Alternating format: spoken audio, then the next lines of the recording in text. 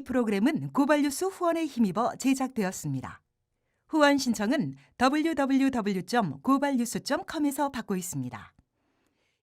이분은 실제로 자기가 거의 다 해요. 본인이 거의 다 하는데도 잘 안 나서요. 이 책을 사실은 우리 하승창 선배가 거의 다 썼고요.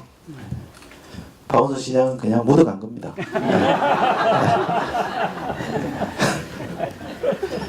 그 있잖아, 사도 보면 유아인한테 그 주인공이 송강호 씨가 묻어간다는 표현했잖아요.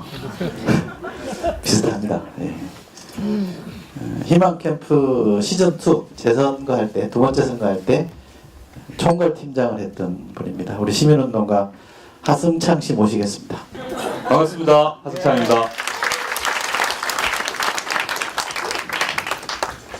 제 의견 맞죠? 뭐 좋은 얘기 해준 건데 맞다고 해야죠, 그죠? 네. 맞는 걸 하죠, 뭐. 네. 아니 최근 거의 혼자 책이요. 아니 그래도 선거도 그렇고요. 실제 물론 직접 저술을 직접 쓰신 건 아니지만 저랑 인터뷰를 오랜 시간 하셔서 제가 그 내용을 같이 논의해서 담은 거라서요. 예. 뭐 그런 경우에 책에서는 공저라고 한대요. 예. 그래서 공저로 했습니다. 네. 저희가 오늘 콘서트를 좀 특이하게 진행을 한다고 제가 들었습니다. 그러니까 사진을 이렇게 보시면서 토크를 하는 거거든요. 사진 봐보세요. 네, 예. 예. 저기 지금 테이블이라고 그러나요? 네네, 탁자가 탁자요. 네. 문짝이죠? 네, 문짝입니다. 네. 문짝을 뜯어서 이렇게 만든 거예요? 네, 이거입니다. 이거. 아, 이거예요? 네. 네. 이게 저 당시에 있었던 테이블에 썼던 문짝하고 똑같은 거네요. 예. 근데 왜 문짝으로 하셨어요? 저 건물이 저 공간이 지금은 없어졌습니다. 광장시장 앞에 있었던 철거 예정인 건물이었거든요. 그래서 선거 캠프를 철거 예정에서 쓰지 않는 공간으로 있었던 것을 한번 재활용해서 그 기간 동안 사용한다고 하는 컨셉을 가졌고요. 그것은 박원순 시장님의 시정 철학 중에 이제 그 생태적 가치를 담으려고 하는 노력들 이런 것들 있는 것 중에서 특히 이제 재활용이나 재사용에 대한 정책들이 꽤 있는데요. 그런 것들이 이제 선거 과정에서도 좀 드러나게 해보자 이런 생각을 했었고요. 상당히 좋은 아이디어 같죠? 네, 신선했습니다. 네. 두 번째 사진 좀 보여주세요. 여긴 뭐예요? 이 공간을 보시면 이게 다 보이잖아요. 저게 칸막이가 없는 것 같아도 비닐 칸막이거든요. 칸막이가 있는 거예요. 그래서 원래 2011년에 선거를 할 때는 저 공간을 유리로 했었습니다. 투명하게. 그것은 박원순의 희망캠프는 투명하다 이런 상징으로 공간들을 이제 유리로 한 것도 있고요. 또 함께 일하는 사람들의 모습을 그대로 다 볼 수 있게 이렇게 해주겠다고 하는 그런 의미도 있었는데 유리가 좀 비싸더라고요. 그래서 좀 싼 게 없냐 그랬더니 비닐이 좀 가능하다 투명하고 또 비닐은 또 수거해서 가면 또 다시 또 쓸 수도 있고 뭐 그럴 수도 있어서 그래서 그냥 그러면 그냥 비닐로 합시다 해서 비닐로 한 거고요. 예. 자, 여러분이 좋아하시는 가장 보고 싶어 하시는 우리 원순 씨, 박원순 시장님 오셨나요? 네. 모시겠습니다. 네. 오셨네.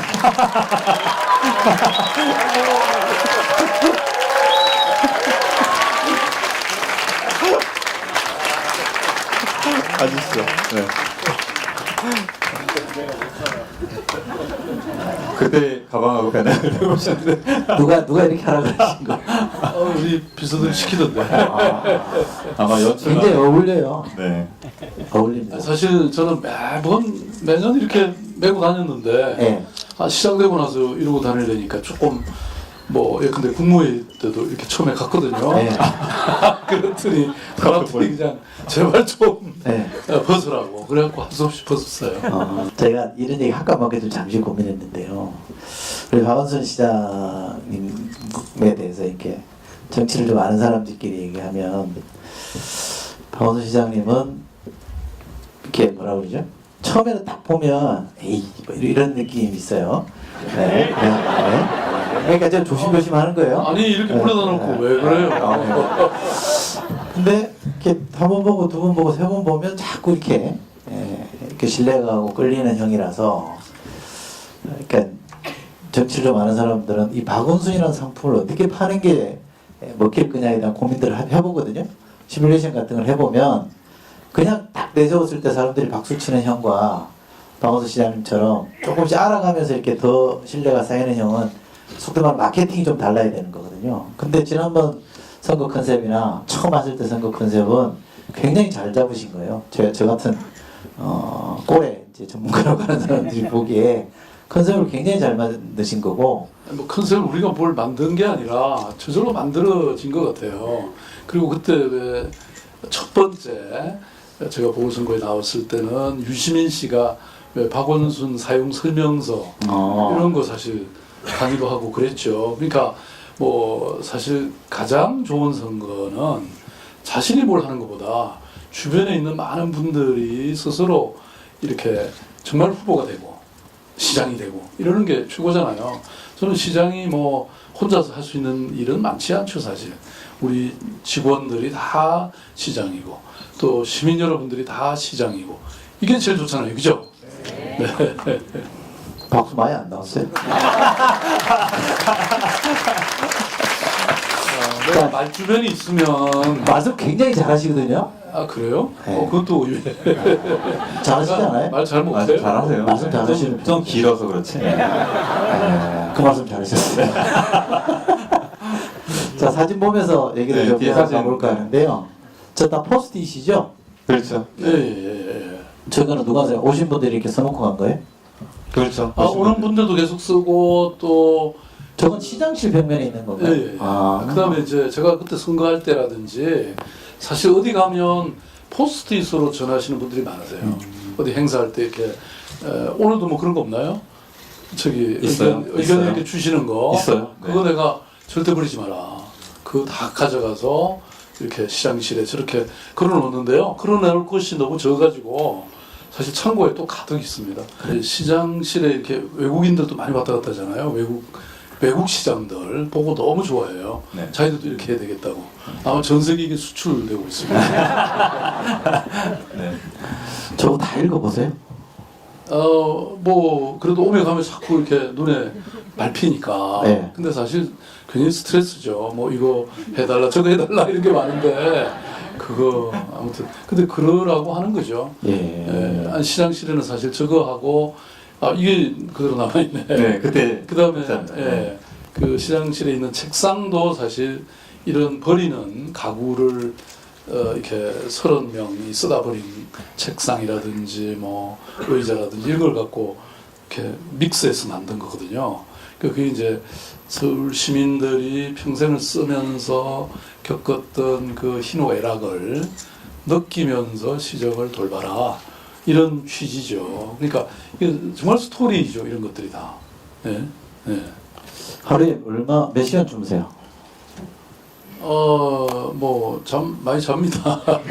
좀 잠이 없으신 편 아닌가요? 그럼 뭐 사람이 아니죠 그러면. 아니, 좀 적게 주무시죠? 잠을 누구나 자는 절대량은 같을 거예요. 근데 이제 밤에 자는 시간이 좀 적은 편인데 그 대신 낮에 이제 이동하실 때.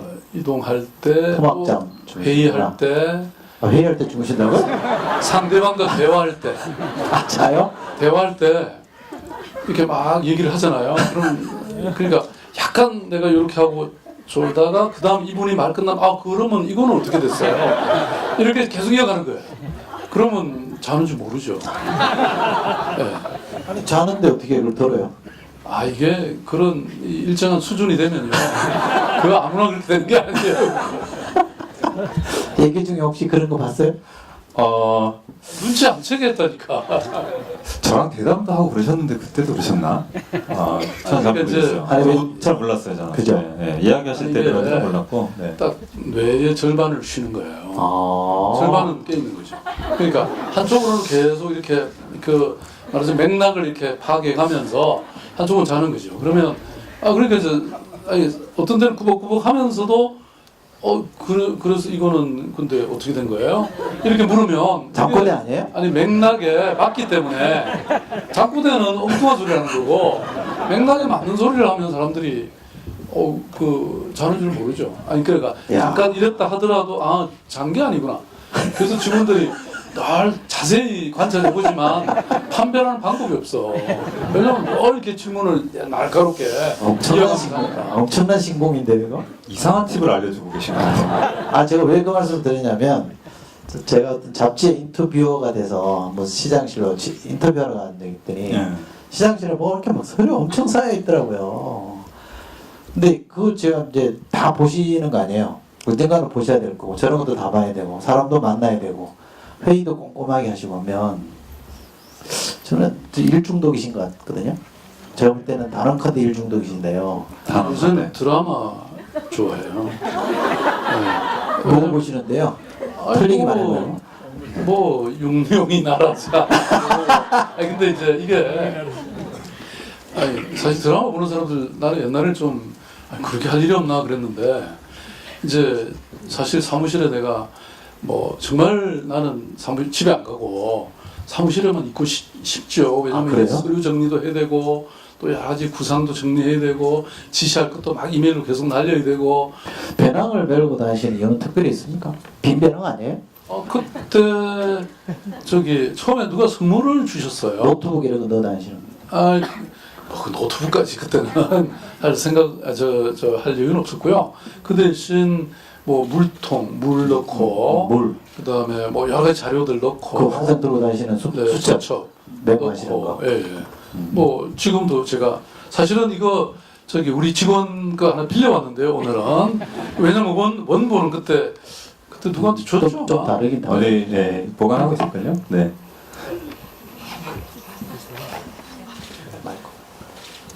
물 한 잔. 아리수 드시네요. 아리수 먹어야지. 아리수 이게 세계에서 최고의 물이에요, 여러분. 저는 이것만 먹었는데 얼굴 좋아졌잖아요. 네? 네, 그다음 요새 제가 중국어 이열산 학원에 나가가지고요. 네, 이거 배우고 있습니다. 사실 그 학원에 사람들이 아주 너무 신기하더라고요. 아니, 시장에 와서 이런 것도 다 하냐고. 근데 이거 기초부터 배우니까 진짜 쉽지가 않더라고요. 그 다음에 여기 또 수첩. 이 수첩 제가 하나 있고요. 이왕이면 제가 중국어 한번 해드려야 돼요. 요새 배우고 있습니다. 웨이, 징원, 진, 带是在吗？但现在不在。 알 수가 없네. 혹시 중국어 하시는 분 계세요? 혹시 네, 뭐라고 하신 지금 거예요? 뭐 지금 잘하신 거예요? 아니요. 근데 무슨 말인지 이해는 되셨어요? 네, 뭐라 그러신 거예요? 뭐 말씀 좀 묻겠습니다. 네. 누구 있냐고 이렇게 물어봤는데 네. 그쪽에서 지금 없다고 대답했어요. 진짜. 네, 네. 저 정도면 적어도 1년 이상 하셨네요. 네. 저는 이제 석 달째입니다. 네. 사진 하나 더 보여주세요. 무슨 야유회 가신 거예요? 이거 기억나시죠? 예, 네. 저게 목동 어디였죠? 맞습니다. 목동, 네. 어디서? 네. 예. 어디 작은 공원에서 그때 어머니들하고 다들 이렇게 준비를 해오셨더라고요. 네. 예. 도시락 먹은 점심 때 네, 도시락 저기 아마 먹어요? 원순 씨 밥 먹자 아마 뭐 그런 행사였을 거예요. 그런데 저게 뭐 시장님은 어떻게 마련된지 잘 모르실 수는 있어요. 저게 어떤 그 여성 한 분이 페이스북에다가 선거운동하고 다니는 원순 씨의 모습이 너무 좋다고 같이 한번 밥 먹는 모임을 만들고 싶다고 페이스북에 제안을 한 분이 하셨고 거기에 이제 여러분들이 호응을 하셔가지고 초대를 이제 하신 거죠. 본인들이 저렇게. 그래서 말씀하신 대로 다 만들어서 싸갖고 와가지고 그랬죠? 네. 저는 가서 못 먹었고요. 음식을 각자가 다 만들어서 아마 그러셨던 것으로 제가 기억합니다. 그래서 네. 제가 여러 이렇게 자리 그때 한 10팀 이상이 모이셨어요. 그러니까 다 한 그룹이 아니고 각각 이렇게 서로 모였더라고요. 그래서 자꾸 권하는 거 하나씩 먹다 보니까 나중에 그냥 그런 것도 주시는 걸 안 먹을 수가 없잖아요. 그러니까 그날은 뭐 배가 터졌죠. 네. 저런 게 이제 저희 선거하면서 생각에 주부들이 주로 이제 많이 오셨는데 저렇게 주부들이 일상에서 느끼고 생각하고 괴로워하거나 또는 힘들어하는 문제들 그런 것들이 결국은 정치의 본령이 아닐까 이제 이런 생각으로 그런 모임이나 만남에는 적극적으로 다 가셨고요. 또 그런데 좀 가시면 그런 데 가서 말씀 진짜 잘하시거든요. 그래서 뭐 그런 우리 일상이 사실은 우리 정치의 의제로 올라와 줘야 되는데 이제 지금 사실 좀 우리 정치가 좀 그렇지는 못한 편이잖아요. 근데 그런 점들이 이제 저런 과정을 통해서 저런 선거운동 과정을 통해서 좀 드러나고 보여져서 우리 정치가 조금 더 나아지는 방향으로 가면 좋겠다는 생각도 있고요. 네, 그렇습니다. 그러니까 이제 뭐 사실은 이렇게 연설도 조금 늘기는 했어요 그때. 어쨌든 그런 자리가 있다 보니까 그렇지만 그런 것보다는 이런 자리, 그러니까 말씀들 듣고 또 나누고 하는 이런 게 훨씬 체질에 맞더라고요. 그러니까 뭐 이렇게 뭐 일방적으로 막 얘기하고 뭐 가거나 아니면 왜 악수도 그렇잖아요. 뭐 이렇게 보면 막 악수하면 마치 그 사람이 자기 편 것처럼 이렇게 그냥 쫙 하고 가버리면 글쎄 그래도 아마 표에 도움은 되나요? 저는 그건 아니라고 생각해서 어쨌든 악수가 문제가 아니라 서로 이렇게 눈 마주치고 서로 얘기 그렇죠. 나누고 네. 그래서 그게 하루에 몇 명을 만나냐가 중요한 게 아니고 이렇게 저런 좋은 모임을 이렇게 하는 게 훨씬 더 시간을 조금 더 걸리더라도 늘 만나더라도 맞습니다. 그게 중요한 게 아닌가 이렇게 생각했어요. 요즘 얘기 좀 해도 되죠? 지난 얘기만 해야 되는 건 아니죠? 경계의 눈빛을 보여주는데 요즘 뭐 청년들 뭐 좀 해보려고 그러시는데 뭐 제동이 많더만요. 어떤 분은 아편이라고 그러시던데 어떻게 생각하십니까? 아니, 여러분 다 아시죠? 네, 다 아시잖아요. 뭐 제가 설명할 게 뭐 있어요? 아니 뭐 이런 공방을 주고받을 때는 또 왜 내가 이걸 하고 어떻게 한다는 걸 더 좀 네. 정제해서 설명하셔야 그러니까 지금 뭐 진짜 청년들이 힘들죠. 그야말로 절벽이라는 말을 쓰잖아요. 이 일자리든 뭐 미래든 사실 절벽을 기어 올라가야 되는데 아니 그래도 명색이 서울시가 그게 사다리 하나라도 놔드려야 될 거 아니에요. 그러니까 요새 신분 상승이 불가능한 시대, 뭐 금수저, 은수저, 뭐 네, 흑수저 네. 이런 말 나오는데, 그래서 그걸 정부는 2조 1천억이나 들여서 청년 일자리를 만든다고 하는데, 근데 그 내용이 너무 획일적이고 청년들이 썩 그래 좋아하지 않는 정책이에요. 그래서 우리는 청년이 원하는 일을 해라 이거예요. 원하는 일을 하면 우리가 그걸 이렇게 얼마를 주겠다고. 사실 서울시는 돈이 그렇게 많지 않습니다. 그래서 사실 뭐 90억 겨우 했는데 좀 미안하죠. 오히려 좀 더 많이 하면 좋은데. 그래서 어쨌든 요거는 이제 시범 사업이어서 좀 그래도 좋다고들 하면 우리가 향후에 좀 더 늘릴 생각이고요. 그리고 무엇보다도 저는 이 정책을 만들 때 당사자주의라는 게 중요하다고 생각하거든요. 뭐 우리가 일방적으로 뭘 만들어서 이거 먹어라 이게 아니고 청년들과 함께 한 2년 동안 이 정책을 계속 만들어 왔어요. 그리고 요 청년 활동 수당 정책 말고도 뭐 예컨대 주거도 지금 굉장히 어렵잖아요. 아니 취직을 못하니까 이 주거 비용이 굉장히 높은 거예요. 그래서 그 달팽이 유니언이라든지 뭐 이런 쪽하고 민달팽이 유니언 네, 네. 해보니까 그게 네. 두 번째 들으신 거예요? 많이 틀린다니까. 그래서 달팽이 하우스라는 데 가보면요. 거기 제가 가보고 참 최근 오래 안 돼서 한 달 전에 가서 진짜 눈물이 막 왈칵 나오던데. 그러니까 이 아이들이 처음에 그 거의 공포, 그 폐쇄 공포증 느낄 정도의 아주 이 좁은 이런 준주거 뭐 고시원이라든지 이런 데 살다가 여기 와서 10만 원도 안 되는 월세로 살게 되니까 이 친구들이 정말 인생에서 진정으로 자기가 하고 싶은 일을 하게 되는 거예요.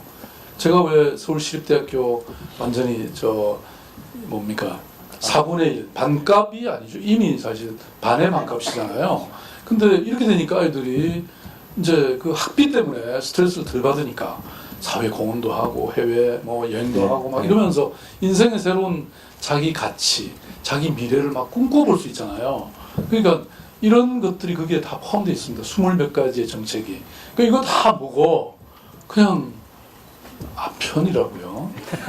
네.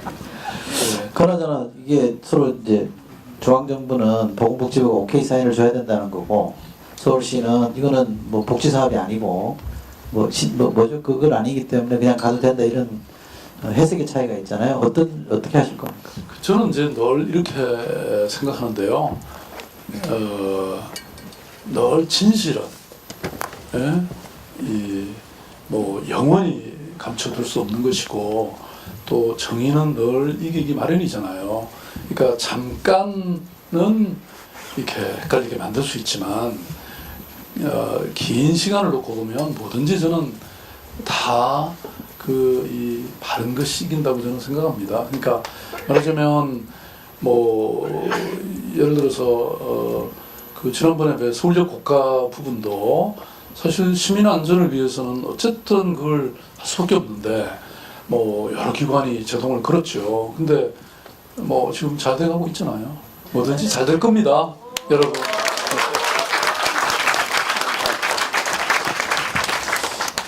초대 손님이 몇 분 있거든요. 우선 모셔볼까요? 들어오세요. 들어오십시오. 예. 네. 2014년 선거운동을 이끌었던 분들이네요. 네.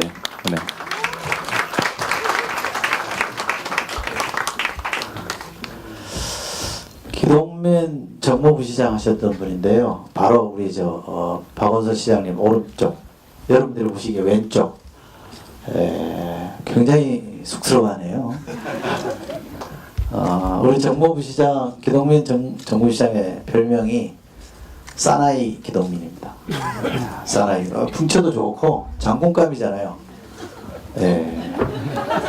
아니 한 말씀 하세요. 구경한 것들 하지 마시고. 감사합니다. 그 선대위에서 직책이 별로 없었는데요. 제가 아무 팀원도 없는 조직 기획팀장 맡았었던 기동민입니다. 기획할 게 하나도 없어서요. 워낙 후보가 좋고 시민들이 잘 판단해 주셔서 그냥 돌아다니면서 밥 사는 게 제 역할이었습니다.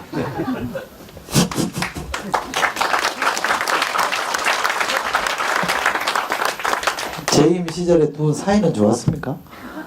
별로 안 좋았죠. 맨날 잔소리 하니까. 우리 그 옆에 계신 분은 권오중 정무수석 하셨던 분이고요. 그 전에는 비서실장을 하셨던 분입니다. 요즘 팟캐스트 열심히 하시던데 한 말씀 하시죠.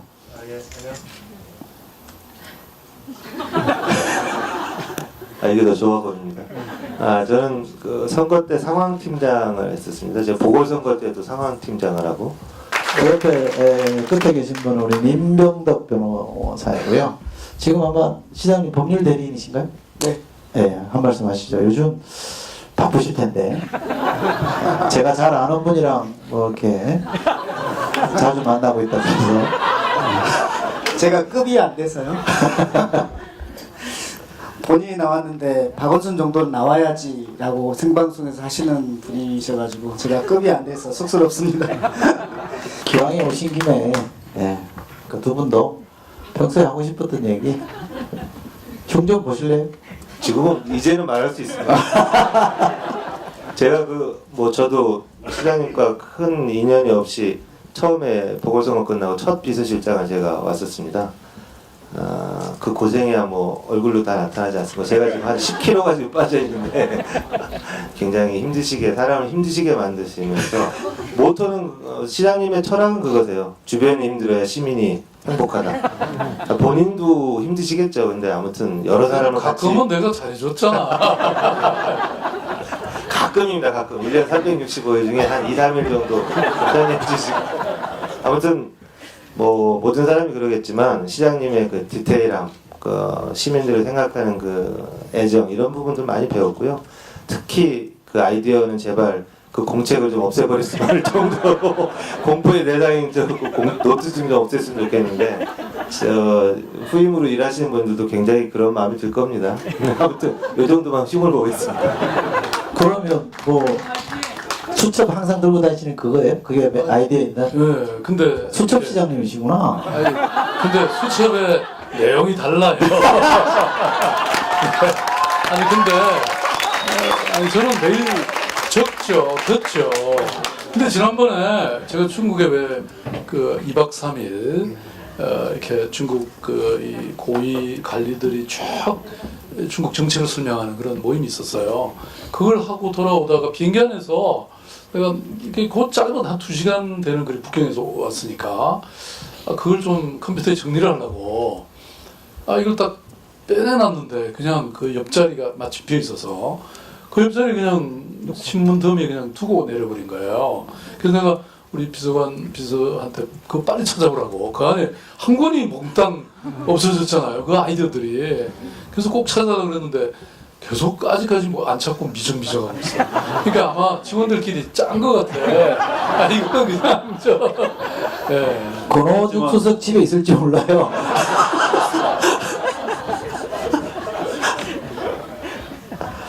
진짜 메모 열심히 하시네. 메모만이신 것 같아요. 자, 초대 손님이 좀 더 있습니다. 그 캠프 때 정말 이렇게 굳은 일 마다하지 않고 하시는 활동가분들이거든요. 나오세요. 어디 계세요? 네. 올라오십시오. 여기 저기 계시네. 네, 올라오십시오. 네. 우리가 거기 계시고 저하고 철수형 이쪽으로 가고 올라오세요. 네. 두 분 일로 오시고 두 분 저기 계시고. 네. 아니 그대로 계시죠 남. 네. 네. 수고하기 많아.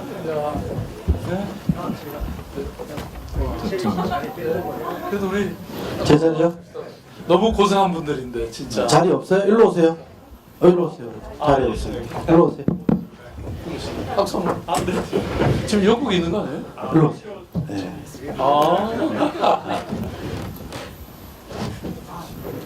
일로 자리 됐어요. 없어도 돼요. 네네. 예. 제가 뺏겼습니다. 안 튀고 안 튀고 오신 거 속이 다 시원하다 그러는데. 고맙습니다. 시장님 왼편에 있는 친구가요, 제 제자입니다. 저도 강의도 하고 그럽니다. 메모는 잘 안 하지만. 자, 각자 소개. 마이크 드셨으니까. 드신 분부터. 예. 네, 저는 교수님 제자고요. 제자인데 이렇게 한 무대에 서니까 좀 어색하네요. 네, 최유진이고요. 청년 대변인으로 캠프에 참여했었습니다. 네, 그리고 뭐 소개만 하면 되나요? 아니면 한 말씀 하셔도 돼요. 흉 보시면 더 좋고. 흉이요. 사실 아까도 청년 얘기를 하셨는데 청년이면서 여성은 사실 더 우리 사회에서 소외되는 계층이잖아요. 근데 캠프 와서 청년이면서 여성의 입장 얘기를 먼저 들어주는 그런 캠프여서 저는 참 좋았습니다. 예. 그리고 어떻게 보면 지금 뭐 청년 문제 심각하다고 하는데 저출산 문제 이런 청년 문제도 청년 여성의 문제가 풀리면 풀리지 않을까 이런 생각을 하고 있는데 정말 사회생활하다 보면 힘든 것 얘기하고 싶을 때가 있지만 사실 선거같이 이렇게 치열한 상황에서 그런 얘기를 들어주지 않는데 제 얘기를 들어주는 그런 캠프였다. 그런 아니 근데 그 누구 제자인지. 아니 그 왜 제가 취임할 때 여성 국장이 딱 한 명밖에 없었어요. 근데 지금 6명이 됐고요. 그다음에 또 왜 우리 성인지 예산 그걸 전면적으로 다 실시하고 있고요. 그래서 그게 다 그런 하고 연관이 되어 있죠. 제가 캠프 그러니까 선거 캠프에 참여해봤었는데 사실은 거의 청년들은 동원만 되거든요. 그냥 많이 보셨잖아요. 뛰어다니면서 똑같은 춤추고 그냥 할 얘기도 못하고 그냥 동원만 되다 끝나요. 그래서 끝나고 나서도 남는 게 없는데 저희는 지금까지 모임을 하고 있어요. 청년들이. 지금 이 자리에도 많이 오셨거든요. 저기 오시고 여기 다 저희 뒤풀이도 그 캠프에서 했어요. 또 끝나고 나서도 건물이 이제 다 이제 그거를 이제 철거되기 철거되기 전에. 전에 네. 다 거기서 모여가지고 저희끼리 청년들끼리 또 뒤풀이도 했었어요. 네, 거기서 삼겹살 파티 했다고 네, 그 비밀인데 저희. 소셜 미디어에 박원순 시장님의 영향력이 가장 큰 거 잘 아실 거예요. 그 이후에 수많은 후보들이 뭐 페이스북 하려고 뒤따라오려고 했지만 아마 쉽지 않았던 거 아마 잘 아실 텐데요. 거기에 들어가는 모든 메시지들과 뭐 그림들 이제 저희 팀에서 이제 잘 뽑아서 사람들이 쉽게 기분 좋게 재밌게 공유할 수 있게끔, 그래서 재밌게 선거 참여를 할 수 있게끔 하는 역할을 했습니다. 저는 저기 앞에 있는, 잘 보시지 모르겠지만 옷걸이로 독서대를 만드는 아이디어로, 혹시 이거 아시나요? 저게 원래 옷걸이였어요? 네, 세탁소 옷걸이입니다. 저도 아이디어네. 그때 잘 배웠는지 제 동영상이 인터넷에 한 2,500만 정도 페이스북에 조회가 된 이후로 요새 재미있는 활동들 많이 하고 있습니다. 그런 뭐 예술가이기도 하고 디자이너기도 하고 네, 공예가이기도 하고요. 한 가지 저한테는 에피소드가 하나 있었는데요. 제가 그 일베 회원한테 선거법 위반으로 신고를 당했습니다. 그 이유가 뭐였냐면 이 디자이너 페이스북에서 선거운동 너무 열심히 한다. 근데 아무 혐의가 없는데 선거운동은 누구나 열심히 해야 되는 권리를 갖고 있고 누구나 할 수 있는 건데 그걸 너무 열심히 하니까 신고를 하더라고요. 아무 일 없었습니다. 아무 일 없었는데 그때 느꼈던 게 그래도 보고 있구나, 영향받고 있구나, 이런 게 선거의 또 재미 중에 하나구나. 갑자기 그 생각이 버뜩 떠올랐습니다. 너무 다이나믹한 시간이었습니다, 저에게는. 네.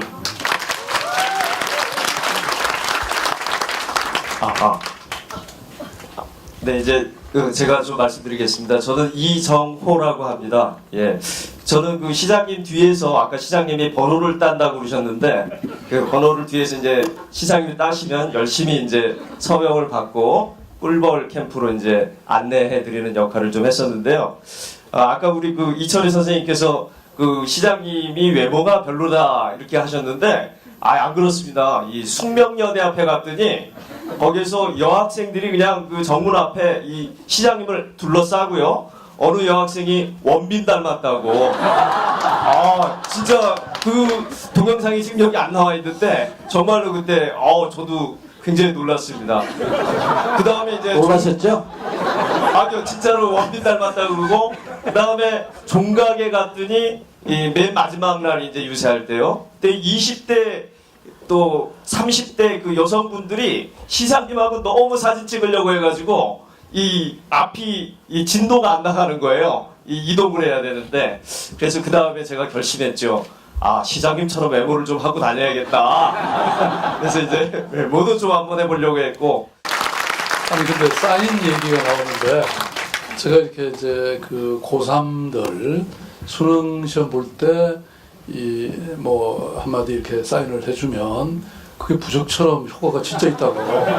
그래갖고 우리 직원들 사이에 그 얘기가 많아서 저한테 사인 요구 많습니다 지금도. 오늘 여기 오신 분들은 내 한해서.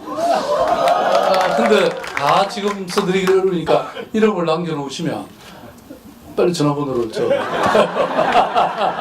그러면 하나씩 제가 써드리겠습니다. 그리고 사연을 그러니까 왜 그걸 받으시려고 하는지 그러면 거기에 꼭 맞는 제가 문장을 만들어서 드릴게요.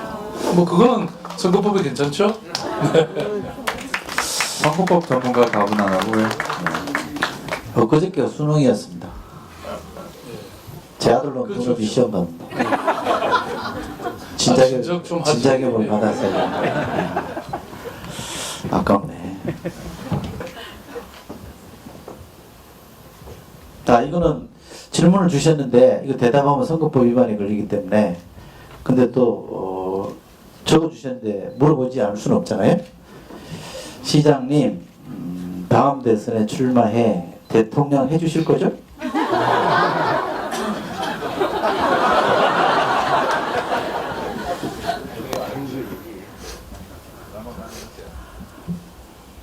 저런 질문은 하지 마세요.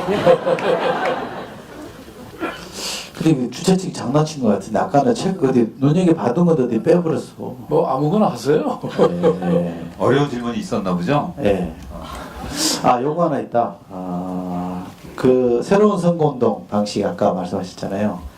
근데 이번 질문은 그런 겁니다. 그러니까 박원순 정도 되는 사람, 알려져 있는 사람은 그렇게 해도 되지만 얼굴이 좀 덜 알려진 사람들은 그렇게 하면 아무도 몰라보는데 선거운동이 되겠냐 이런 지적하셨거든요. 어떻게 생각하십니까? 아니 그러니까 다 각자에게 맞는 선거운동을 해야지. 그러니까 그렇죠. 저는 이 워낙 서울시장 선거라는 게 큰 선거니까 뭐 이렇게 지명도 그러니까 알리는 일은 좀 덜 해도 되는데 아마 이제 예컨대 이런 뭐 이 선거구가 작은 그런 선거에는 또 다른 방식을 해야 되겠죠. 그러면 아마 우리가 또 창조적인 방법을 또 만들어내야 되겠죠. 그럼 아마 꿀벌 캠프가 훨씬 더 효과적일 것 같아요. 그죠? 네. 네. 청년들의 불안한 주거 문제가 해결됐으면 좋겠다. 살인적인 월세에 숨이 막혀요. 그러십니다. 이거 뭐 잘 알고 계시죠? 예. 네. 아까 그래서 이제 우리 이 청년 보장의 그 내용도 들어있는데요. 저희들이 지금 이 공공임대주택이라는 게 여러분 아시잖아요, 그죠? 서울시가 제가 첫 번째 임기에 8만 호, 그 다음에 새로운 두 번째 임기에 8만 호 이렇게 앞에는 이미 다 했고요. 그 다음에 지금 이제 2기에 지금 이 공공임대주택을 짓고 있는데 8만 호를 그 중에 우리가 한 20-30%는 청년에게 가야 되지 않겠냐 지금 그렇게 얘기하고 있고요. 특히 요새 리츠 방식으로 좀 가격을 확 낮추는 뭐 이런 제도도 도입하고 있는데 그래서 신혼부부라든지 청년들에게 이걸 집중적으로 좀 공급을 하자. 물론 이제 기본은 이제 이 취약계층들을 위해서 그 공공임대주택을 사용하는 거지만 또 청년들도 지금 워낙 어려운 상황이니까 우리가 예컨대 10%만 해도 8,000호고 그죠? 20%면 16,000호잖아요. 그래서 청년들에게 그걸 공급할 그런 계획을 또 하고 있습니다. 네. 그리고 이게 청년들을 위한 정책이라는 게 결국은 또 그 부모님들은 또 5, 60대시잖아요. 그러니까 부모님들의 어깨를 또 그만큼 이 부담을 덜어드리는 거 아닙니까? 그러니까 청년 정책이자 사실 어르신 정책이기도 해요. 그걸 잘 모르시고 어르신들은 그냥 막 반대하시는 것 같아. 아버님들을 잘 설득을 하세요. 네? 어버이 연합보다는 근데 가시면 안 된다고. 찾았습니다. 제가 눈이 어두웠네요. 저는 가끔 버스 타니까 버스 사정을 좀 아는 편인데 이분이 뭐라고 쓰신다면요. 버스 임산부석 옆에 벨이 있으면 좋겠어요 그러셨는데 버스에 벨이 많긴 한데 임산부석에는 좀 떨어져 있나 보거든요. 굉장히 실용적이고 필요한 아이디어 같은데. 예, 좋은 아이디어네. 하실 거죠? 예. 예, 하시겠다. 그것도 일거리 하나 생겼네. 이 질문은 네. 박기환 씨가 질문하셨는데요. 아 그래? 내 삶 살기도 바쁜데 정치에 관심을 가져야 하느냐 하는 친구의 말에 뭐라고 답해야 할까요? 내 삶이 바뀌기 위해서 정치를 바꿔야죠. 그죠? 네. 그래서 제가 첫 번째 그 선거할 때 구호가 내 삶을 바꾸는 첫 번째 시장이었잖아요. 조금만 바뀌셨죠? 예. 아마 아시는 분은 아시는 것 같은데 또 많은 분들은 이렇게 왜 뭐 큰 걸 하나 해야 된다고 자꾸 주장들 하세요. 근데 보십시오. 지난번 우리 두 번째 선거에 어떤 분은 그러셨잖아요. 잠자는 서울을 깨우겠다. 정작 사람들은 잠 좀 자자 이제 그러는데 이게 참 좀 우스꽝스러운 얘기지만요. 시민들의 바람이 뭔지를 잘 읽는 게 저는 중요하다고 생각하거든요. 시민들은 지금 이제 아주 뭐 큰 프로젝트 해서 무슨 건물을 그냥 100층짜리 짓고 이런 게 아니지 않습니까? 그죠? 아니 그런 건물은 뭐 뉴욕 가도 있고 다 있잖아요.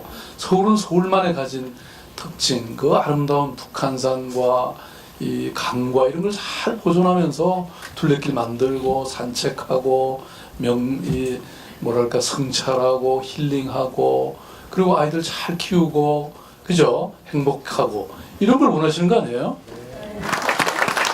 자, 자, 우리 마지막으로 공동 제자시니까 공동 제자 중에 한 분인 박원순 시장님의 마무리 짧게 길게 하시면 안 됩니다. 짧게 마무리 말을 듣고 마치겠습니다. 네. 한 말씀 주시죠. 아까 잘해 원순아. 여러분들이 한번 구호 한번 해주실래요? 네. 시작.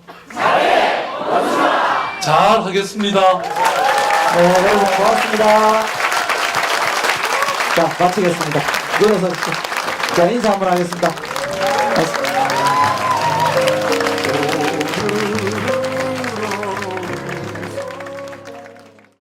이 프로그램은 고발뉴스 후원에 힘입어 제작되었습니다. 후원 신청은 www.gobalnews.com에서 받고 있습니다.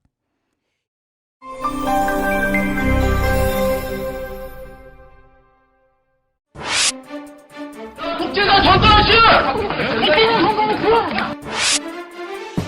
명백한 언론 탄압 아닙니까, 사장님? 명백한 언론 탄압 아니냐고요! 이상호 기자입니다. 국정은 죽은 것 같은데 나와서 당당하게 국민들한테 밝히세요.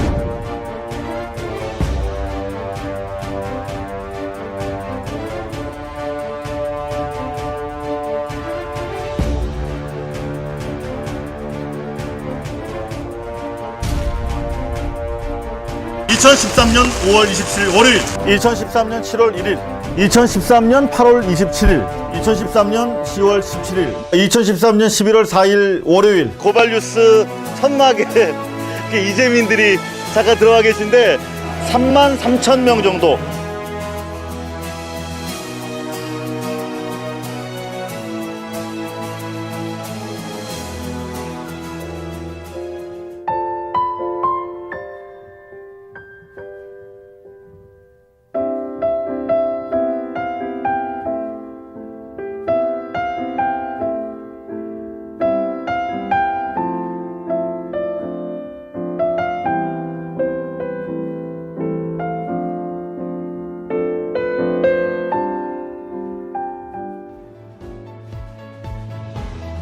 바로 우리에게 진실을 전달해주는 이상호 기자, 바로 인간 난로 이상호가 지금 쓰러져 있습니다. 그렇다고 해서 고발뉴스를 멈출 수 없습니다. 3분 직설 또한 멈출 수 없습니다. 저를 포함한 많은 동료들은 계속해서 이 마이크와 마이크 그리고 카메라를 이어받으면서 계속해서 방송을 하게 될 것입니다. 제가 다른 분에게 마이크를 넘겨드리도록 하겠습니다.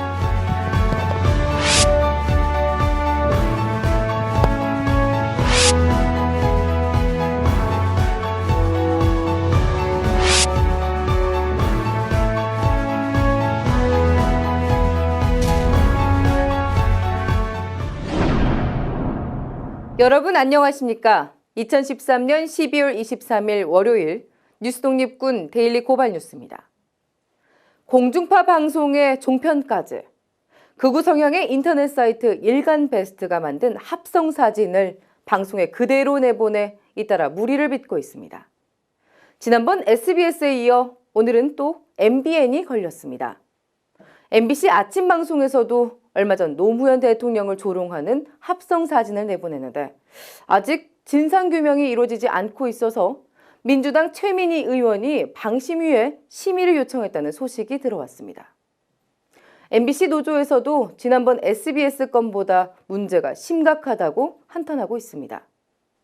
국민의 재산, 이 방송이 고인의 명예를 훼손하는 놀이터가 되고 있는 현실.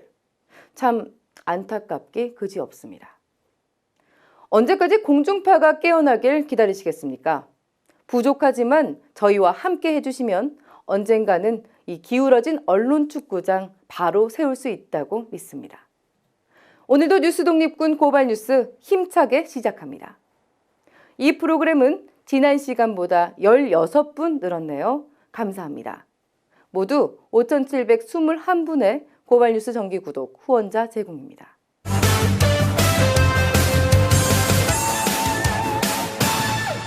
이 뉴스는 꼭 보시라고 저희가 발로 뛰어 모은 오늘의 고발뉴스입니다. 지금 위협행위를 하고 있는 분들은 여러분들입니다. 변호인이 피해자를 만나러 간다는데 왜 막습니까? 근거가 뭡니까? 책임자 나오십시오. 한마디라도 말씀해 주십시오. 도대체 어떤 법률에 무엇을 근거로 변호인의 적정교통권을 막는지 나와서 지금 설명해 주십시오. 바로 어제죠. 노동운동의 상징 민주노총 사무실이 경찰에 침탈되는 사건이 발생했습니다. 그 와중에 경향신문 건물도 덩달아 큰 피해를 입었습니다. 수배 중인 철도노조 지도부를 검거하기 위해서였다는데 5천 명의 경찰을 동원해 건물을 탈탈 뒤졌는데 한 사람도 발견하지 못했다고 합니다. 덕분에 노동계 박근혜 정권 퇴진 투쟁을 하겠다고 결의했습니다. 정권 스스로 파국을 자초했다는 분석입니다. 경찰이 확증도 없이 다만 의심만으로 체포영장을 발부받아 더구나 압수수색마저 기각당한 상태에서 대규모 작전을 벌인 것인데요. 이 과정에서 기물파손은 물론 적법하게 집회 신고를 낸 시민들까지 퇴로액을 쏘고 연행하는 등 무리수를 뒀다는 비판이 아주 높습니다. 야당 의원들 현장에 많이 나왔는데 그중에서 정청래 의원 만나봤습니다. 전 국민이 지켜보는 앞에서 이러한 폭력 진압 쇼를 하는 것은 결국 국민들에게 협박하고 공갈치는 공포정치의 일환이다. 저는 이렇게 생각하고 있어요.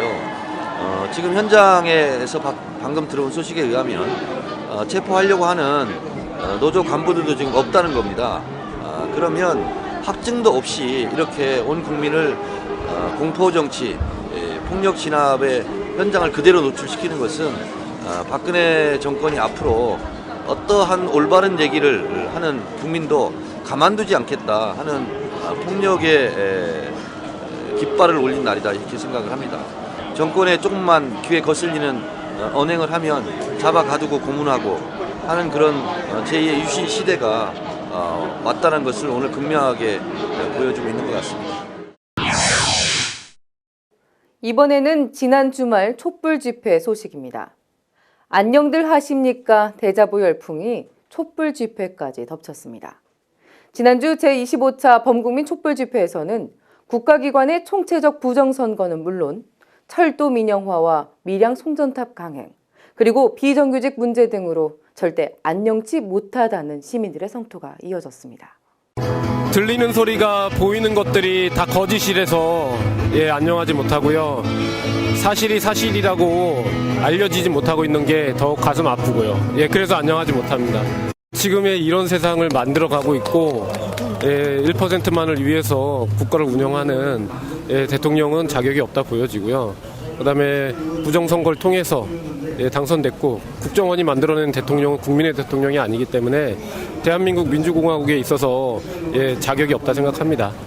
저는 구미에서 지금 올라왔고요.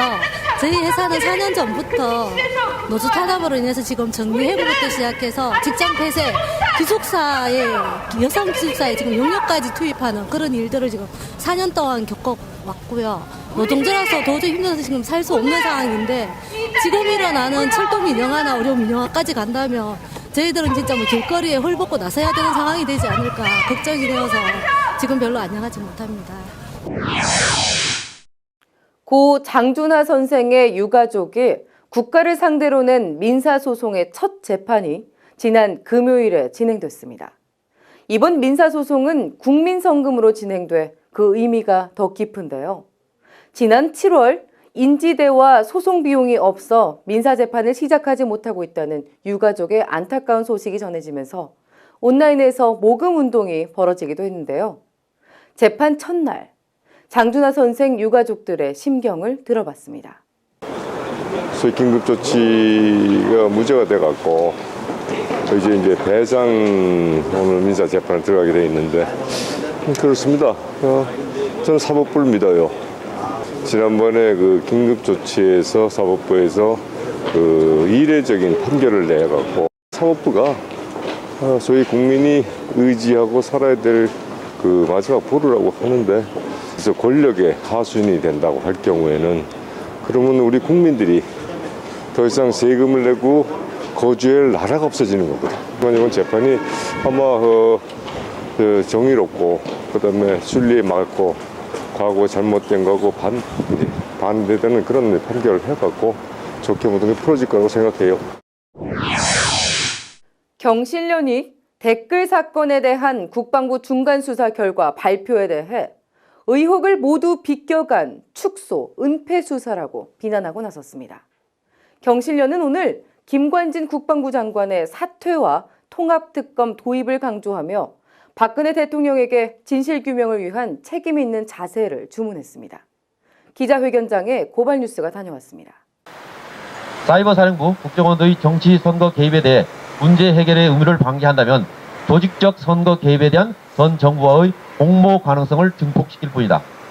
박 대통령은 국가기관의 불법 선거 개입 사건에 대해 대선 불복으로 매도하고 동북몰이, 공안몰이에 나설 것이 아니라 국방부 장관을 교체, 통합특검을 도입하고 그것을 명백히 지시하여 의혹 해소의 의지를 보여야 한다. 지금까지 오늘의 고발 뉴스였습니다.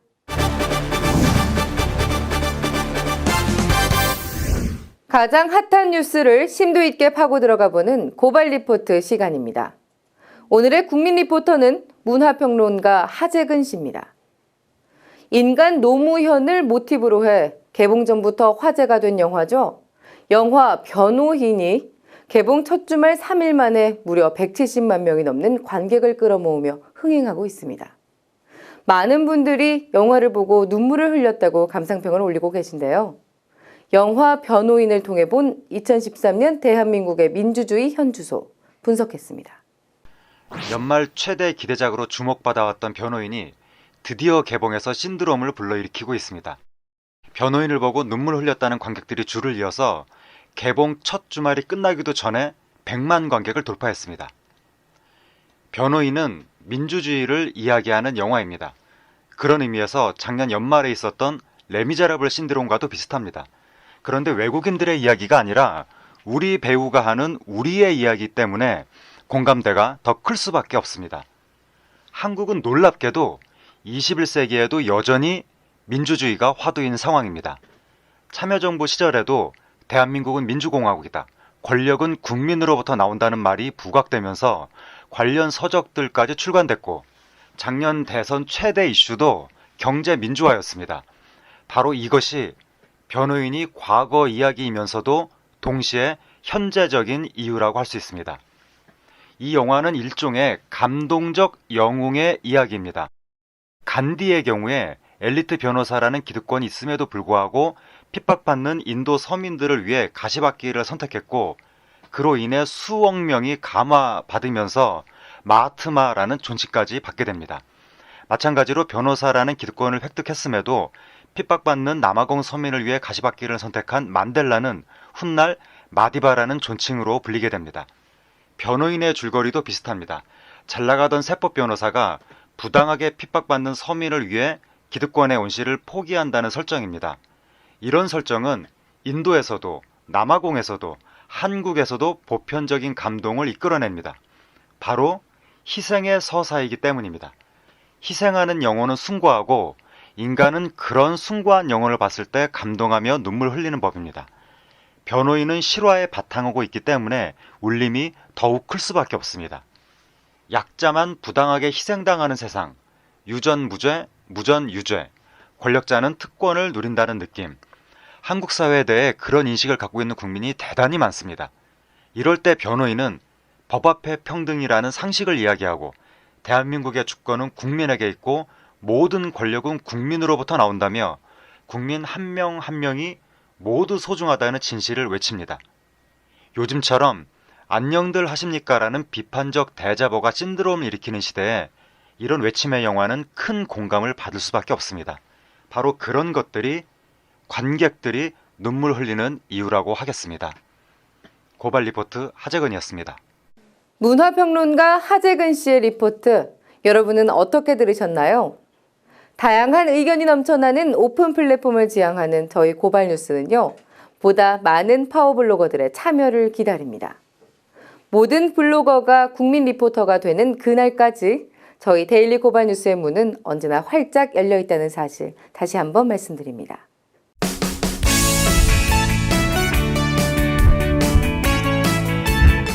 섹시 개념력 곽현화 씨와 함께하는 뉴스초대석 사실은 시간입니다. 최근 철도에 이어 의료 민영화도 아주 뜨거운 이슈로 급부상했죠. 무시무시한 민영화 악몽에 시달리는 우리 국민들, 의료 민영화에 대해서도 궁금한 점이 참 많으실 텐데요. 오늘은 곽현화 씨가 이 궁금증을 풀어줄 우석균 보건의료단체연합 정책실장을 만났다고 합니다. 중요한 이야기를 아주 쉽게 설명해 주셔서 의료 민영화 이해에 아주 큰 도움이 되었다고 하는데요. 민영화 열차에 올라탄 의료시장, 그 세 가지 사실들 함께 확인해 보시죠. 네, 여러분 안녕하세요. 고발뉴스의 안방마님 세계녀 곽현아입니다. 요즘 핫한 검색어가 있습니다. 바로 민영화인데요. 이 민영화 앞에 의료, 철도, 가스 뭐 이런 단어만 붙으면 요즘 실시간 검색어 모든 것을 지금 핫하게 차지하고 있습니다. 자, 그래서요. 그중에서도 우리의 생활과 밀접한 관련이 있는 의료, 의료 민영화에 관해서 오늘 낱낱이 파헤쳐보는 시간 가져보려고 합니다. 자, 좀 어려운 말들이 많습니다. 그래서 아주 쉽게 이해하기 쉽게 풀어주실 우석균 보건의료단체연합 정책실장님 모셨습니다. 안녕하세요. 네, 안녕하십니까. 네. 아, 요즘 모든 사람들이 너무 궁금해하면서도 잘 모르는 부분이 의료 민영화거든요. 네네. 네, 그래서 오늘 정말 좀 사실만을 골라서 좀 제대로 설명 부탁드리겠습니다. 노력해 보겠습니다. 네. 바로 들어가죠. 질문거리가 아주 산더미거든요. 네네. 자, 첫 번째 사실은 의료법인 규제 풀면 중산층 몰락한다. 오, 굉장히 무시무시한, 만약에 이게 사실이라면 정말 무시무시한 사실이거든요. 자, 그런데 정부가 보건의료 서비스 투자 활성화 대책을 내놨습니다. 자, 굉장히 말이 좋아요. 투자 활성화, 뭔가 경제가 살아날 것만 같고. 그런데요, 이게 병원이 자회사를 통해서 수입 사업이 가능하도록 한 내용이 들어가 있습니다. 그런데 이게 왜 의료 민영화와 관련이 있는 것인지, 그리고 이게 왜 서민들의 부담으로 직결되는 것인지 많은 분들이 궁금해하거든요. 좀 쉽게 설명 좀 부탁드릴게요. 네. 예, 요번에 그 병원이 자회사를 영리 법인화할 수 있도록 해놨다라고 얘기를 하는데요. 이게 철도도 자회사를 뭐 영리 기업화한다고 그러고, 네. 그러니까 이 자회사 전문 정부 같기는 한데, 네. 이 자회사를 통해서 뭘 할 수 있느냐면 그냥 예를 들어서 설명드리겠습니다. 네, 좋아요. 자회사를 통해서 의료 기기를 이 병원에게 임대하고, 네. 그다음에 의료 용품도 임대하고 네. 건물 자체도 임대할 수 있는 자회사를 세우는 겁니다. 네. 그러니까 병원에 가면 병원에 다리가 부러져서 병원에 만일 갔다 이렇게 네. 치면 병원에 가서 이 검사를 해야 되지 않겠습니까? 네. 이 MRI 검사라든가 이런 걸 하게 되면 그 MRI 검사를 지금 받는 돈보다 자회사에서 리스를 해서 MRI를 들여놓기 때문에 그 네. 값이 올라갑니다. 네. 그다음에 수술을 할 때 철심을 받거나 인공관절을 받으면요, 그것도 자회사에서 공급을 받기 때문에 그 인공관절이나 철심 값도 올라갑니다. 네. 그다음에 건물까지 임대를 받으면 병실료도 또 올라가겠죠. 그리고 뭐 용품, 그럼 꺼즈나 뭐 이 하다못해 이 붕대라든가 네. 목발 뭐 이런 것까지도 올라가는데 그 최후의 권력인가요? 요번에 그 다큐멘터리. 네, 거기서 나온 걸 보면 외국에서 뭐 테디베어 이 곰인형 하나 갖다 놓고 뭐 20만 원을 받는다든지 네. 이렇게 하는 것들이 다 그렇게 해서 나온 거거든요. 너무 무섭더라고요. 고무장갑 30만 원이라고. 예. 근데 이제 고무장갑을 자회사가 공급을 하고 고무장갑 30만 원 이렇게 매겨버리면 네. 이게 병원이 이게 영리화되는 거죠. 이제 바로 그런 걸 하겠다라는 게 정부가 자회사를 영리법인화하고 거기다가 의료기기업, 의료연구업, 건물임대업, 심지어 온천장, 헬스장, 호텔업, 약 판매, 건강식품, 화장품 이런 것까지 다 팔게 해주겠다는 거죠. 이야, 아니 저희는 굉장히 이제 긍정적인 효과가 기대가 된다. 정부에서는 이런 규제가 완화되면 병원에 이제 수익이 창출이 돼서 더 질이 높은 서비스를 받을 수 있다라고 얘기를 했는데 말씀 들어보니까 조금 약간 이상한 어폐가 느껴지는 부분이 무엇이냐면 그렇게 이런 의료기기나 이런 데 만약에 가격을 많이 매겨놓으면 저희는 돈을 많이 쓸 수밖에 없는 거잖아요. 그러면 그 돈을 가지고 또 의료 서비스의 질을 높이겠다고요? 이게 어떻게 되는 거죠? 병원의 서비스가 좋아진다라고 자꾸 얘기를 하시는데요, 네. 정부는. 수익 창출이나 투자는 맞습니다. 왜냐하면 병원의 수익이 창출이 되죠. 네. 그리고 돈을 벌게 되니까 그쪽에 투자하는 자본이 있을 겁니다. 네. 근데 그 돈을 누가 되느냐, 그 수익을 누가 내야 되느냐 네. 라는 건 우리 주머니에서 나간다는 거죠. 환자 주머니에서 돈이 나가서 수익이 창출되고 그 돈을 보고 자본들이 투자를 한다라는 게 정부가 수익 창출이 되고 투자 활성화된다는 바로 그 얘기입니다. 의료비가 올라간다는 얘기죠. 결론적으로 쉽게 얘기해서 의료비가 올라간다. 네, 올라가는 정도가 아니라 폭등할 거라고 봅니다. 이야, 당연히 비싼 돈을 또 내고 하면 의료 서비스의 질은 높아지겠죠? 근데 그 서비스 질이라는 게 네. 장갑 하나를 30만 원을 받고 네. 목발 하나를 100만 원을 받으면 물론 약간 뭐 특수 목발이니 네. 뭐 요즘 하여튼 그런 특수 뭐 약간의 뭐 색칠을 좀 한다거나 그럴 수는 있겠죠. 기분이 좀 좋아지겠네요. 예. 그게 이제 서비스 질이 올라간다고 얘기할 수는 있겠지만 그 네. 서비스 질이 올라가는 게 아니라 의료비는 너무 많이 올라가는데 네. 서비스 질은 오히려 떨어질 가능성이 더 큽니다. 이게 서비스라는 게 받는 사람의 주관적인 감정이잖아요. 근데 내가 이 치료받는 그 내용에 비해 턱없이 많은 의료비가 청구가 된다면 서비스가 좋다라고 느끼진 못할 것 같거든요. 예를 들어서 이제 요번에 자회사 설립으로 가능한 게 네. 헬스 클럽이 있습니다. 네. 그런데 이제 병원에서 헬스 클럽을 영리로 운영을 하면서 물리치료를 할 사람들한테 이 물리치료를 건강보험 적용되는 물리치료가 있는데요. 그렇죠. 그거 말고 저기 헬스클럽 가서 운동하고 와라 라고 의사가 얘기를 하면 그 병원 다니는 사람은 어쩔 수가 없거든요. 그렇죠. 의사 선생님이 또 그렇게 처방 내리면 가서 해야죠. 네, 근데 이제 호텔급 헬스클럽 네. 을 차려놓으면 서비스 질이야 올라간다고 볼 수도 있겠지만 그 돈이 얼마가 되느냐 그건 자기가 원하지도 않는데 울며 겨자 먹기로 고급 서비스를 이용하고 그야말로 엄청난 돈을 내야 되는 네. 이런 일들이 생길 수가 있다라는 게 이번에 조치의 그 본질입니다. 핵심이네요. 네네. 근데 저는 얘기 들으면서 좀 놀란 부분이 뭐냐면 그러면 병원은 지금까지 거즈나 이런 값의 가격을 올리지 못하는 뭐 법적으로 그런 조항이 있는 건가요? 예, 건강보험 수가가 있어서 네. 일정하게 정해져 있는 그런 가격이 있고요. 네. 그다음에 수가가 안 정해져 있어서 병원이 마음대로 정할 수 있는 가격이 있는데요. 네. 그게 한 반쯤 됩니다. 네. 예를 들어서 CT 같은 경우는 정부가 정해놨지만 MRI 같은 경우는 건강보험 가격이 정해져 있지 않고요. 네. 초음파 같은 것도 가격이 정해져 있지 않죠. 병실료도 가격이 안 정해져 있고 목발이나 뭐 이런 것도 일부는 정해져 있지만 안 정해져 있는 게 많고 그거 외에 뭐 건강식품을 병원에서 판다든가 뭐 네. 이렇게 되면 건강식품은 당연히 정해놓을 리가 없는 거고 그렇죠. 예, 그렇게 되는 거죠. 네, 그렇군요. 자, 첫 번째 사실을 통해서 지금 의료법인 규제 풀면 중산층의 이 주머니가 심히 걱정이 되는 그런 사태가 벌어지지 않을까라는 생각이 듭니다. 자, 그러면요. 두 번째 사실은으로 넘어가겠습니다. 의료 민영화는 재벌의 병원과 약국이 넘겨지는 것이다.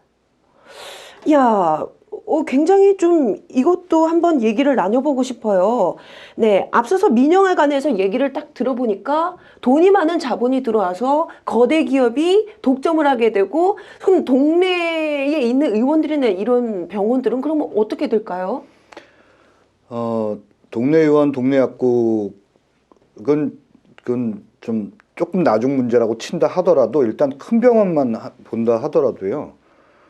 그 병원에 자회사를 만들었는데 그 자회사가 건물을 임대해주고 네. 병원에 건물을 임대해준다라는 겁니다. 그러니까 당연히 건물 임대료가 올라가겠죠. 거기에 이 자회사가 투자를 할 수 있도록 만든다는 건데 지금까지는 병원이 비영리 병원으로 되어 있었습니다. 비영리, 돈을 벌 수 없게끔 돈을 벌어도 네, 돈을 벌어도 수익 배당은 못하고 수익 배당 못하고 예, 돈을 벌면 그 병원에 다 도로 투자를 해야 되는 병원이었죠. 그러니까 설비나 이런 데 다시 재투자를 해야 예. 되는 네네네. 그런데 이번에 자회사로 그 영리법인을 만들어주면 그 영리법인은 수익 배당이 가능하고 투자도 또 가능합니다.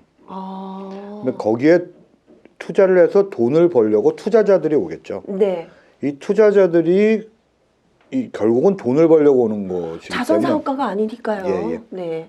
따라서 이 투자자들이 건물을 임대해주고 의료기기를 임대해주고 그다음에 이번에 또 발표된 건 병원을 인수합병이 가능하게 됐습니다. 네. 그러면 인수합병이 가능하면 병원이 이 체인형 병원이 가능해집니다. 그러면 저희가 그 시중에 있는 대기업이 잠식한 편의점 같은 느낌으로 되는 예. 건가요? 처음부터 그렇게 하지는 잘 않겠지만 가면 갈수록 병원이 점점 커지고 네. 그 병원들이 체인이 되고 그 규모가 굉장히 커지는데 거기에 투자자로 네. 그 건물을 임대해주고 거기에 모든 의료 기계를 다 또 리스해주고 네. 화장품 회사, 뭐 건강식품 회사 이걸 다 가질 수 있는 그런 회사는 우리나라에는 재벌밖에 없으니까요. 그렇죠. 결국은 재벌이 지배하는 체인형 병원이 생길 거다라는 게 그 많은 사람들의 그 예측입니다. 굉장히 조금 약간 무서운 게 저희도 그 큰 마트들 뭐 이런 대기업 운영하는 이런 여러 가지 편의점들이 동네 상권을 다 이렇게 씨를 말릴 줄은 저희도 몰랐지 않습니까? 근데 이게 어떻게 보면 이 투자 활성화라는 게 굉장히 좋은 표현이긴 하지만 그 안에는 우리들의 뭐 직장, 우리 주변에 있던 이런 의원들이 어떻게 보면 좀 위험해질 수 있는 그런 영향을 미칠 것 같은데요. 제가 굉장히 궁금한 게 있습니다. 여기서 원격 의료에 관한 얘기를 좀 한번 나눠보고 싶은데요. 네네. 이 원격 의료가 어떻게 보면 대기업이 관여할 수밖에 없는 사업이지 않습니까? 굉장히 네. 또 오래전부터 준비를 해왔다고 하던데 좀 한번 설명을 해주시죠. 지금 많은 분들이 좀 모르시는 부분이 있거든요. 이 그 자회사 영리병원, 자회사 영리법인화 허용과 더불어서 또 하나 문제가 되는 게 원격 의료인데요. 네. 원격 의료는 간단히 말해서 의사가 환자를 직접 보지 않고 네. 의사가 컴퓨터를 통해서 환자를 보겠다라는 겁니다. 네.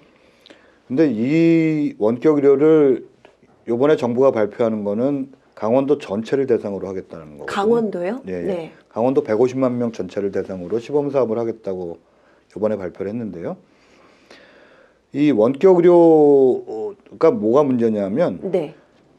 첫째는 돈이 많이 든다는 겁니다. 아, 어떤 돈이?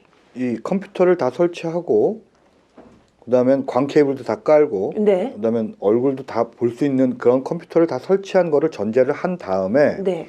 거기서 혈압 재고 당뇨를 재는 그런 생체 계측기기라고 하는데요. 그거를 하게 되면 한 집당 최소한 80만 원이 든다고 정부가 발표했고 네. 뭐 건강보험공단이 예측한 거로 보면 한 120만 원 정도 든다. 한 100만 원 정도 든다고 볼 수 네. 있겠죠. 그럼 한 집당 100만 원을 더 내야 된다라는 거죠. 그 비용은 정부나 어디에서 대주는 게 아니라 그거는 개인이? 아직 얘기를 안 해요. 그러니까 누군가 내야 되는데 그러니까 누가 원격 의료는 한다고 얘기하는데 정부가 누가 돈을 내는지 그러니까요. 공짜로 설치해 준다면 좋을 것 같긴 한데요. 근데 그 공짜로 설치해 준다 하더라도 네. 아마 우리 세금으로 나갈 거니까 그것도 문제죠. 어디선가는 써야 되는데. 그렇죠. 공짜라는 개념이 어떻게 보면 공짜는 아니죠. 저희 세금이니까요. 또 하나는 근데 그 원격 의료를 해서 100만 원짜리 기계를 들여놓는다고 해서 네. 그게 안전하고 믿을만하냐? 네.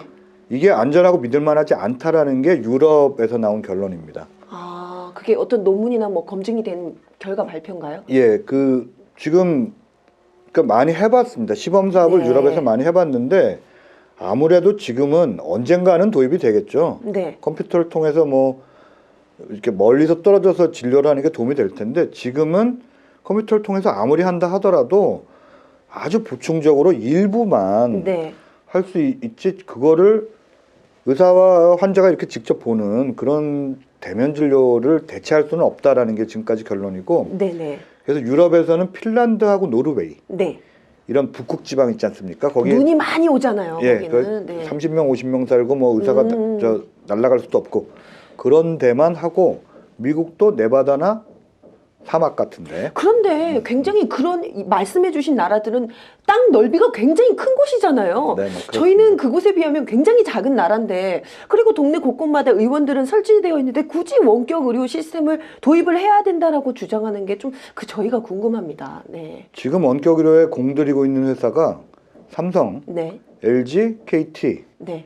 그리고 대형 병원들이 공을 들이고 있고요. 네. 삼성은 올해 11월 달에 애널리스트 데이를 개최를 했는데 거기서 삼성의 앞날은 교육과 헬스케어다. 뭐 이렇게 얘기를 했습니다. 그래서 네. 그걸 삼성전자가 했다라는 게 문제인데요. 삼성전자가 원격 의료기기를 지금 벌써 등록한 게 3개나 되고요. 네. 그렇게 해서 결국은 원격 의료로 먹고 살겠다 이런 게 삼성전자의 생각인 것 같습니다. 네, 원격으로 저는 요즘에 저희가 쓰는 핸드폰이 생각이 납니다. 저희도 그렇잖아요. 투지폰을 저는 계속 쓰고 싶어요. 저는 018, 019 번호를 쓰고 싶은데 지금 나라에서는 3G, LTE로 바꿔라라고 지금 계속 가고 있고, 근데 그 비용은 제가 또 내야 되는 것이고, 약간 그런 좀 느낌이 들거든요. 원격의료 시스템 분명히 또 시설이 낙후되면 또 투자해서 새로운 기기를 도입을 해야 되고, 그 비용은 아무래도 고스란히 세금으로 충당되지 않을까라는 생각이 듭니다. 자, 의료 민영화 지금 저희 계속 얘기를 나눠보고 있습니다. 지금 말씀을 듣다 보니까 재벌이 곳곳에 영향을 미치지 않는 곳이 없다라는 생각이 드는데요. 의료 민영화. 근데 이렇게 단점만 있을까요? 장점은 없나요? 장점은 재벌이 돈을 벌 수 있다는 거죠. 예. 장점은 돈을 벌긴 버는데 재벌이 돈을 번다라는 네, 가장 큰 장점. 그러니까 미국 같은 경우에 영리병원 체인이 만들어져서 거기에 투자한 그 가장 큰 영리병원 체인이 HCA라는 체인이 있는데요. 여기에 주인이 누구냐면 미트 롬니라고 이번에 공화당 네. 대통령 출마했다가 떨어진 사람인데 베인앤컴퍼니라는 그 사모펀드가 여기에 주인입니다. 네. 그러니까 그 정치인이 직접 가지고 네. 미국의 가장 큰 영리병원 체인을 운영하고 있습니다. 그래서 거기서 돈을 버는 거죠. 이 돈을 버는 과정이 또 특이해서 건강보험에 청구를 하는데 이거를 굉장히 부당 청구를 많이 하고 네. 똑같은 병을 치료해도 돈을 많이 받고 뭐 이런 식의 그 것들을 많이 해서 뉴욕타임즈에서 아주 크게 다뤘을 정도예요. 네. 이런 형식으로 해서 체인형이 되면은 동네 의원이나 동네 약국이 몰락한다라는 거는 그건 의사하고 약사 문제지 사실 국민들 문제는 아닐 수 있습니다. 근데 네. 문제는 그렇게 해서 의료비가 또 올라간다라는 거가 제일 큰 문제겠죠. 마지막 결론은 꼭 저희 주머니와 직결이 되네요. 네, 그렇죠. 그렇습니다. 자, 그럼요. 마지막 세 번째 사실은 들어가겠습니다. 사실은 의료 민영화 최종 목적은 건강보험 무력화다? 지금 말씀을 들어보니까 저희가 지금 보험 얘기를 안 할 수가 없을 것 같아요. 지금 굉장히 지금 좌우로 저희가 지금 논란이 되고 있는 얘기거리가 뭐냐면 의료 민영화 그리고 의료보험 민영화 이 차이점이 있는데 왜 사람들이 혼동을 하느냐 막 이런 얘기도 막 오가거든요. 그에 대해서 좀 말씀 좀 부탁드릴게요. 네. 그러니까 정부가 얘기하는 게 첫째는 이 부분이 어떻게 자회사 영리법인인데 왜 자꾸 병원의 영리병원화 되냐 그러냐. 네. 이게 하나고요. 근데 이게 자회사가 돈을 버는 게 병원에서 돈을 버는 거기 때문에 네. 사실상 병원 의료비가 올라간다라고 봤을 때 이거는 영리병원 만드는 거랑 똑같다. 똑같네요. 이런 네. 거가 하나고요. 두 번째로는 건강보험은 어떻게 되느냐. 건강보험 민영화는 아닌데 왜 자꾸 네. 의료 민영화라고 하느냐라고 얘기하는데 의료비가 올라가면 이게 건강보험 재정이 감당을 할 수가 없게 됩니다. 네. 지금도 우리나라가 OECD에서 국가에서 31개 국가에서 의료비가 가장 빨리 올라가는 나라입니다. 네. 왜냐하면 의료 과잉 진료가 지금 워낙 심한 나라고요. 우리나라에서는. 그런데 지금보다 더 의료비가 빨리 올라간다.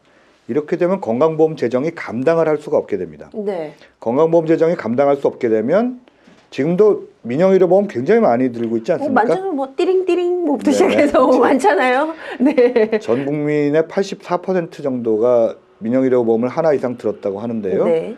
그 건강보험 재정이 지금도 반 정도밖에 돈을 안 대주고 있는데 네. 이게 50% 밑으로 떨어지고 이렇게 되면 이건 건강보험 자체가 있으나 마나한 꼴이 되고 그렇죠. 또 하나는 건강보험을 당연지정으로 지금은 하고 있지만 네. 이제는 부자들은 이제 뭐 알아서 민영보험으로 가라고 한다든지 네. 이런 식으로 건강보험 자체가 견디질 못하게 된다는 거죠. 재정이 견딜 수가 없다. 그렇습니다. 왜냐면 지금 저희 방금 아까 살짝 말씀을 해주셨는데 지금 의료보험 시스템 자체가 당연지정제잖아요. 네네. 병원은 무조건 건강보험을 지금 봐야 채택을 됩니다. 해야 예, 되는 예, 예. 시스템이기 때문에 저희가 지금 아주 저렴한 가격으로 왜냐 그 돈 많은 분들께서 좀 저희 그 서민들을 위해서 충당을 해주고 서로 지금 메꿔주는 구조 아니겠습니까? 그렇죠. 예. 그런데 그러니까 돈이 많은 사람들이 빠져나간다면 정말로 무너지겠는데요, 건강보험이? 건강보험 예를 들어서 뭐 이렇게 할 수 있죠. 뭐 예를 들어 이건희 손자한테 꼭 무상급식을 해줘야 되느냐. 뭐 네. 이런 식의 논리를 건강보험에 적용하면 왜 건강보험 혜택을 그 부자들한테 해줘야 되느냐. 그 사람들은 민영의료보험 하라 그래라. 뭐 이런 식으로 빠져나간다든지 하게 네. 되면 건강보험 당연지정제도 무너뜨릴 수가 있습니다. 건강보험 정부가 이제 건강보험 다 못 해주겠다. 그러고 건강보험의 보장 범위를 새로 나온 그 의료기술에는 하나도 안 해주기 시작을 하고 그래서 점점 축소된다거나 이게 멕시코형이죠. 네. 그다음에 미국처럼 아예 건강보험 당연지정제를 폐지를 해버려가지고 민영의료보험 들을 사람은 민영의료보험 들어라. 네. 뭐 이렇게 선택형으로 뭐 칠레나 뭐 미국이나 뭐 네. 이런 식으로 간다든지 하면은 건강보험에 돈이 많이 들게 되면 재정 때문에 결국은 건강보험도 민영화된다라는 겁니다. 말씀을 듣다 보니까 돈 많은 사람들은 뭐 지금 내는 돈만큼의 또 더 고급의 그렇죠. 서비스를 받게 되고 돈이 없는 사람들은 재정이 악화된 건강보험을 이제는 정말 좀 아주 기본이 보장되지도 않는 그런 보험 아니면 쓸모없는 보험을 할 수밖에 없는 네, 정말 양극화가 되겠어요. 어떻게 본다면요. 정확하게 맞는 말씀이십니다. 네, 무섭네요. 그래서 지금 요즘 오바마가 미국의 오바마 대통령의 오바마 헬스케어 이게 지금 좀 잘 안 되고 있어요. 네네. 근데 미국은요 지금 민영화가 돼 있는데 왜 지금 오바마는 역으로 지금 이렇게 하려고 하고 있고 또 그게 잘 되지 않는 이유는 무엇입니까? 미국이 오바마 대통령이 그 오바마 케어를 도입한다고 해서 결국은 연방 정부가 셧다운 될 정도로 심각한 문제인데요. 네. 이게 40년 전으로 돌아가 보면요. 네. 어떻게 됐냐면 그 존 F 케네디 대통령이 미국의 우리나라처럼 전 국민 건강보험을 도입하겠다라고 이제 선언을 네. 했었습니다. 네. 그때 닉슨이 이 대항 주자였어요, 공화당에. 네. 닉슨이 주장한 게 뭐였냐면 민간 보험을 강제 가입하게 하겠다. 네. 민간 의료보험을 강제 가입해야지 전 국민 건강보험 도입하면 안 된다. 네. 라고 주장을 했고 그 당시에 뭐 미국에서 이 재벌들이 엄청나게 반대를 했죠. 전 국민 건강보험 네. 도입을 하는데. 근데 그때 그렇게 해서 결국은 뭐 존 F 케네디나 로버트 케네디나 뭐 암살당하고 해서 네. 못했고 닉슨이 대통령이 되면서 그때부터 이 민영으로 촥 돌아갔습니다. 네. 근데 이 아이러니한 거는 오바마가 지금 주장하는 게 그 당시에 닉슨이 주장한 거랑 똑같아요. 그래요? 그러니까 전 국민 건강보험을 도입하자는 게 아니라 민영의료보험에 강제 가입하게 하자라는 건 옛날에 존 F 케네디에 대항하기 위한 닉슨의 주장입니다. 네. 사실 닉슨의 주장보다 못한 부분도 있는데요. 네. 이게 한 번 의료가 망가지면 이걸 되돌리기가 너무 힘들다라는 걸 오바마가 보여주는 거죠. 간단히 말해서. 닉슨보다도 못한 주장을 가지고 사실 역사적 개혁이니 뭐 이러고 있는 겁니다. 그렇군요. 저희 지금 세 번째 사실은 의료 민영화 어떻게 보면 건강보험 무력화의 수순을 밟고 있다. 그 과정이다. 라는 얘기 확인할 수가 있었고요. 자, 그래서요, 지금 오늘 세 가지 사실은 한번 꾸려봤는데, 굉장히 또 알기 쉽게 너무 차근차근 설명을 잘 해주셔서, 너무 많은 큰 도움이 됐던 것 같습니다. 너무 감사드리고요. 자, 오늘요, 저희가 세 가지 사실은 확인할 수 있었습니다. 첫 번째 사실은 의료법인 규제 풀면 중산층 몰락한다. 네. 중산층의 주머니가 거덜날 수도 있다. 네, 이런 사실이 확인이 되었고요. 두 번째 사실은 의료 민영화는 재벌의 병원과 약국 넘기자는 것. 이것 또한 재벌이 가장 큰 이득을 얻는 시스템이다라는 사실 확인할 수가 있었습니다. 마지막 세 번째 사실은 의료 민영화 최종 목적은 건강보험 무력화다. 네, 지금 건강보험 무력화시키겠다라고 밝히진 않았습니다. 하지만 이 시스템으로 계속 유지가 된다면 당연히 돈 많은 사람들은 돈을 많이 낸 만큼 고급 서비스를 받는 민간보험으로 갈 수밖에 없고, 그로 인해서 건강보험은 재정은 악화돼서 돈이 없는 시민들은 아주 질이 낮은 서비스를 받을 수밖에 없는 양극화가 이루어질 수 있다. 네, 그런 사실들 확인할 수가 있었습니다. 자, 오늘 우석균 실장님 너무 감사드리고요. 네, 마지막으로 혹시 하고 싶은 말씀 있으신가요? 그럼 좀 해주시죠. 철도 민영화도 큰 문제지만 네. 사실은 의료 민영화도 굉장히 더 큰 문제라고 볼 수가 있고요. 이 병원도 결국 재벌한테 소유가 되겠지만 건강보험이 무너지면 이 우리나라의 재벌들이 가장 또 돈을 많이 버는 게 민영보험사 아닙니까? 그렇죠. 이 결국은 이 건강보험을 의료비를 올리고 그렇게 해서 병원을 통해서 돈을 벌고 또 건강보험을 약화시켜서 민영보험을 해서 돈을 벌고 이것만은 막아야 되지 않을까. 네. 건강보험을 지키자. 우리나라 최소한의 비영리 병원제도, 건강보험제도, 건강보험 당연지정제도 이것만은 지켜야 되겠다라고 생각합니다. 네. 저희도 꼭 그렇게 되기를 저희도 적극적으로 응원하겠습니다. 네. 자, 지금까지 뉴스 초대석 사실은의 세케녀 곽현아였습니다. 여러분, 감사합니다. 매번 유쾌한 진행으로 다양한 사실을 이끌어내주고 계시는 곽현화 씨. 오늘 의료 민영화와 관련한 3가지 사실도 아주 잘 들었습니다. 수고하셨습니다. 경찰의 민주노총 무력 진입 현장. 신유신의 실체를 확인하기에 충분했는데요. 저희 고발뉴스 취재팀 전원도 어제 현장에 나가 취재를 벌였고 또 병상의 이상호 기자도 근처에서 하루 종일 트위터 생중계를 전해드렸습니다. 현장에서 저희들 격려해 주신 시민분들 또 인터넷을 통해 함께해 주신 국민 여러분 진심으로 감사드립니다. 비록 신생 독립 매체지만 저희 고발뉴스에 대한 기대를 확인할 수가 있었는데요. 경찰은 아니었습니다. 소수 풀단 기자들에게만 현장 접근을 허용해서 저희 취재팀 절반은 건물에 못 들어가고 또 주변 취재 과정에서도 계속 경찰의 제지를 받아야만 했습니다. 이 와중에 경찰 한 분은 기자 완장을 차고 다니다가 시민들에게 적발되는 수모를 겪기도 했는데요. 기자 완장은 프락치 활동하라고 경찰이 채워주는 것이 아니라 국민의 알 권리를 위해 뛰라고 시민들이 채워주시는 거죠. 저희 비록 완장은 없지만요. 국민들만 바라보고 내일도 열심히 현장을 지키겠습니다. 뉴스독립군 고발뉴스 여기서 인사드리겠습니다.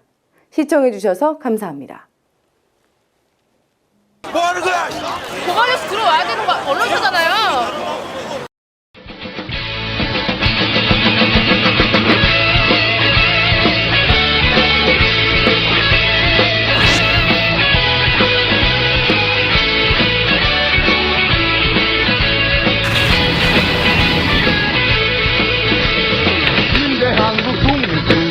용사야 조국의 부르심은 네가 아느냐. MBC 본사에 계셨을 때는 그 장기 때문에 이렇게 속썩이실 일이 없었겠죠. 또 위원장한테 전화를 받으라고 되어 있는데 수사에 방해하셨다고 생각하지 않고요.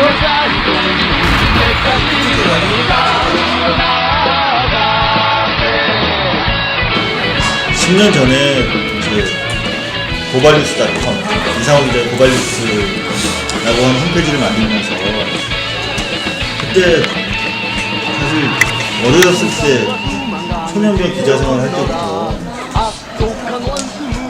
너무 많은 사람을 구속시켰거든요.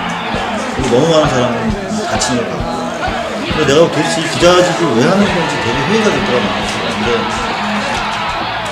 그래서 내가 그 홈페이지에도 담아놓은 얘기지만 내 국민의 삶이래요. 그러니까 고발은 사람에 대한 증오가 아니라 사회에 대한 사랑입니다.